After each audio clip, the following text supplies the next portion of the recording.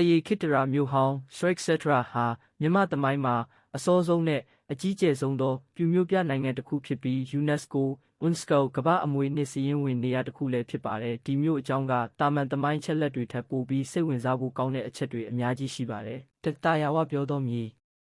တရေခိတရာဆိုတဲ့အဓိပ္ပာယ်ဟာတက္ကရာဘာသာအရကြက်တရေအပေါင်းနဲ့ပြည့်စုံတဲ့မြေလို့အဓိပ္ပာယ်ရပါတယ်။ခေတ်ပြိုင်တရုတ်ခီးသွားရဟန်းတော်တွေဖြစ်တဲ့ဟူယန်ဆန်၊ဂျွန်းဇန်နဲ့အိုက်ဆင်ရစ်စိန်တို့ရဲ့မှတ်တမ်းတွေမှာဒီမြို့ဟာဗုဒ္ဓဘာသာထွန်းကားပြီးအလွန်အင်အားတောင့်တင်းတဲ့မြို့ပြနိုင်ငံအဖြစ်ဖော်ပြခြင်းခံခဲ့ရပါတယ်။နှစ်ထူးခြားတဲ့မြို့တိဆောက်ပုံတရေခိတရာဟာအခြားသောရှေးဟောင်းမြို့တွေလိုလေးတောင်ပုံစံမဟုတ်ပဲစက်ဝိုင်းပုံစံနီးပါးတိဆောက်ထားတာပါ။မြို့ရိုးအကျယ်မြို့ရိုးဟာ8 မိုင်ခွဲခန့်ရှည်လျားပြီးအုတ်မြို့ရိုးအခိုင်အမာရှိခဲ့ပါတယ်။စိုက်ပျိုးရေးစနစ်မြို့ရိုးအတွင်းမှာတင်စိုက်ပျိုးမြေတွေရေကန်တွေထည့်သွင်းတည်ဆောက်ထားတာကြောင့်ရန်သူဝိုင်းထားရင်တော့မြို့ထဲမှာတင်ရိက္ခာဖူလုံအောင်စီမံထားတဲ့ရှေးခေတ် Smart City တစ်ခုလို့ပြောလို့ရပါတယ်။သုံးပြူတို့ရဲ့အမှုပညာနဲ့ယဉ်ကျေးမှု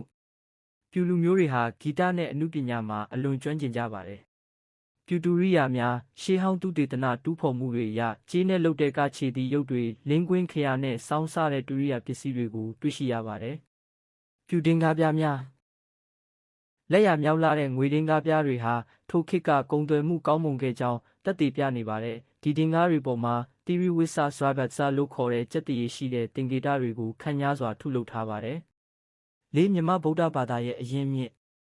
တရေခိတရာဟာမြန်မာနိုင်ငံမှာဗုဒ္ဓဘာသာစတင်အမြစ်တွေရာအဓိကနေရာတစ်ခုပါ။ရွှေပေလွှာများမြို့ဟောင်းအတွင်းကနေတူးဖော်ရရှိတဲ့ရွှေပေလွှာတွေပေါ်မှာပါဠိဘာသာနဲ့ဗုဒ္ဓတရားတော်တွေကိုရေးထိုးထားတာတွေ့ရပါတယ်။ဒါဟာကမ္ဘာအစောဆုံးပါဠိစာပေအထောက်အထားတွေထဲကတစ်ခုဖြစ်ပါတယ်။စေတီပထိုးများဘောဘောကြီးဖျားကြီးနဲ့ဖျားမှာစတဲ့စေတီတွေဟာအခုထိကြံ့ကြံ့ခံတည်ရှိနေဆဲဖြစ်ပြီးပကံခေတ်ထက်စောတဲ့ပိတုကလက်ရာတွေကိုလေ့လာနိုင်ပါတယ်။ပဟေလိဆန်သောပြူစာပေ